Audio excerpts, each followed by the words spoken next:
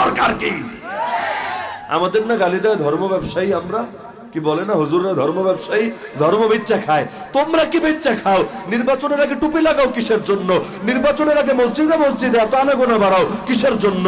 সারা বছর তো torch light দিয়েও খুঁজে পাওয়া যায় না।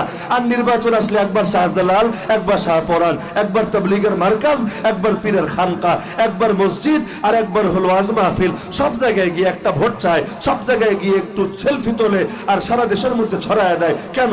5 বছর টুপির কথা মনে থাকে না, 5 বছর হুজুরের কথা মনে থাকে না, 5 বছর দাড়ির কথা মনে থাকে না, 5 বছর মসজিদ মাদ্রাসা মাহফিল খানকা মার্কাজের কথা মনে থাকে না। নির্বাচন আসলে এত মনে পড়ে কেন? আর রাজনীতি করবা সেকুলার রাজনীতি, আর সেখানে সাইনবোর্ড বানাবা ধর্মকে। এটাই তো ধর্ম ব্যবসা। বাংলায় বলে চোরের মায়ের বড় গলা।